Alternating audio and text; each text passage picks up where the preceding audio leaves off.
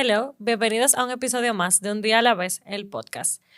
Esta es otra historia que muchos conocemos. Dice, enseguida Jesús hizo que los discípulos subieran a la barca y fueran delante de él a la otra orilla, mientras él despedía a la multitud.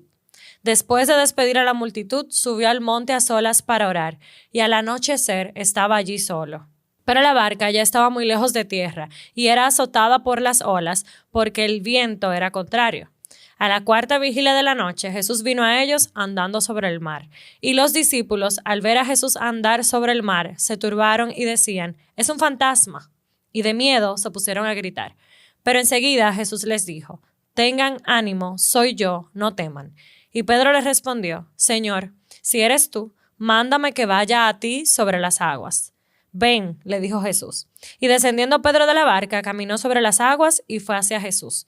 Pero viendo la fuerza del viento, tuvo miedo y empezando a hundirse gritó, «Señor, sálvame». Al instante Jesús, extendiendo la mano, lo sostuvo y le dijo, «Hombre de poca fe, ¿por qué dudaste?» Cuando ellos subieron a la barca, el viento se calmó. Entonces los que estaban en la barca lo adoraron diciendo, «En verdad, eres el Hijo de Dios». Y no me voy a enfocar en la parte en la que Jesús le dice a Pedro que fue un hombre de poca fe. Me quiero enfocar en que cuando Jesús le dijo, «Ven», Pedro descendió de la barca y caminó sobre las aguas hacia Jesús. Lo que Pedro hizo en esta ocasión es algo que es humanamente imposible, pero él se atrevió a hacerlo solo cuando escuchó a Jesús decirle, «Ven». Y hoy quiero invitarte a que te lances a donde Dios te está mandando a lanzarte. Jesucristo decía que su comida es hacer la voluntad del Padre y esa también debe ser nuestro alimento, nuestra comida. Jesús dijo esto estando muy claro de lo que tenía que hacer, de lo que le tocaba hacer. Él sabía que tenía que morir por todos nosotros, él sabía que iba a ser rechazado, él sabía cuánto le iba a doler, él sabía que iba a cargar con nuestro pecado. Y aún así dijo esto, «Mi comida es hacer la voluntad de mi Padre que me envió». Pero cuando el Señor nos llama a lanzarnos, cuando el Señor nos llama a seguir su voluntad y es algo que nos reta, nosotros nos atrevemos a hacerlo. Nosotros nos lanzamos confiando en que es nuestro Padre que nos está mandando a hacerlo. En ese momento realmente confiamos que todo obra para bien. Hace mucho leí el libro del doctor James Dobson, Cuando lo que Dios hace no tiene sentido. Y una de las primeras historias es cuando un señor que estaba manejando un camión iba por un camino un poquito angosto y se cayó, ¿verdad? Tuvo un accidente y el camión cayó y él vio desde donde él estaba cómo eso explotó allá al fondo y él quedó agarrándose de una rama de un árbol, pero era frágil, él sabía que eventualmente se iba a caer. Así que empezó a vocear, «Señor, sálvame, sálvame, ayúdame, rescátame». Y en el libro relatan que este hombre escuchó la voz de Dios que le dijo, «Lánzate, suéltate, mis manos van a estar debajo de ti para sostenerte». La respuesta de este hombre fue, ¿hay alguien más que pueda ayudarme? Porque la respuesta que Dios le había dado no era tal vez la que él quería. La respuesta que Dios le había dado implicara que él confiara completamente en Dios y se soltara. Y a pesar de que es una historia un poquito jocosa con su respuesta de si hay alguien más que pueda ayudarle, nosotros en muchas ocasiones actuamos exactamente igual.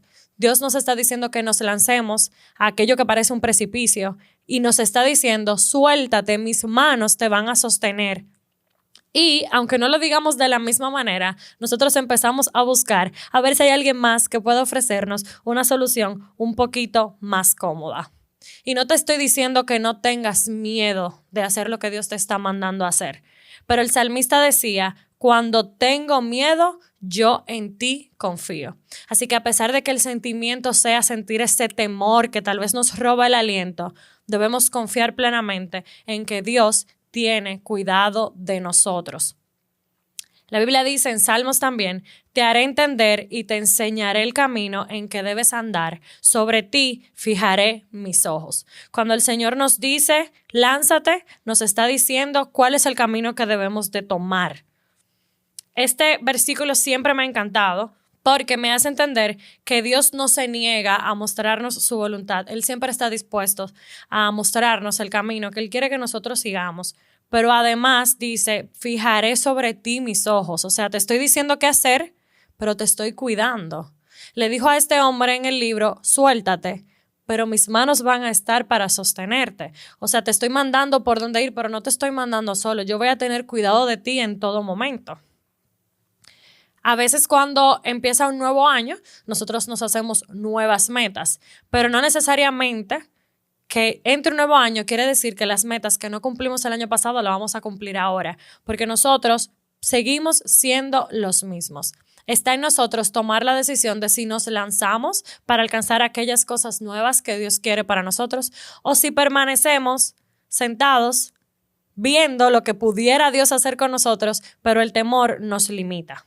Nosotros tenemos que confiar que los planes que Dios tiene para nosotros son mejores que lo que nosotros pudiéramos planear aún con todo el esfuerzo del mundo, porque Dios nos conoce más que nadie y quiere lo mejor para nosotros.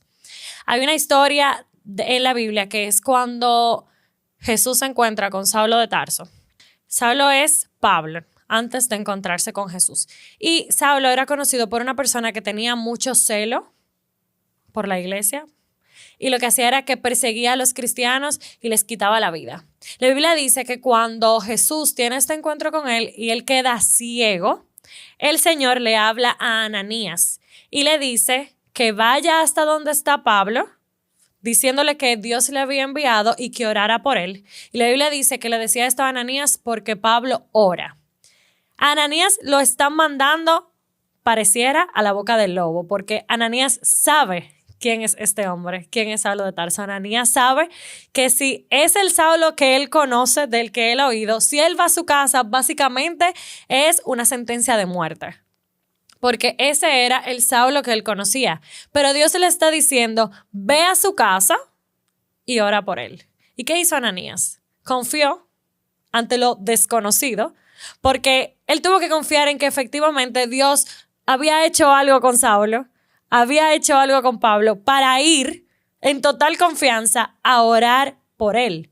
Y obedeció a lo que Dios había dicho, entendiendo que Dios conocía mucho más que lo que él conocía. Para nosotros la información siempre es limitada, pero si Dios te está mandando a lanzarte a lo que pareciera un camino incorrecto, si estás completamente seguro que es Dios que te está mandando, ese es el mejor lugar donde puedas estar, aunque para tu lógica no cuadre, aunque para tu lógica sea el lugar más peligroso. Donde Dios te manda es el mejor lugar donde puedas estar.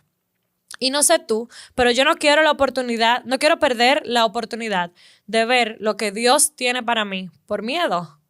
Yo no quiero ponerme yo misma límites de vivir lo que Dios ha planeado que yo viva por tener miedo, por no querer confiar, por no querer lanzarme a donde Dios me está mandando a lanzarme. Hace mucho leí esta comparación de nuestra vida con Dios a que nosotros estuviéramos en un laberinto y que Dios es una persona que está en una escalera muy alta y puede ver todo el laberinto. Yo, que estoy dentro, puedo deducir cuál yo creo que es el mejor camino. Y probablemente me pierda y probablemente, si es que logro salir, tardo muchas horas en hacerlo. Pero Dios está desde arriba, está viendo el laberinto completo. Él sabe exactamente qué camino yo debo de tomar para salir victoriosa del laberinto. Sabiendo esto, ¿voy a insistir en mi camino para salir del laberinto o voy a aceptar la ayuda y la dirección del que puede ver el camino completo?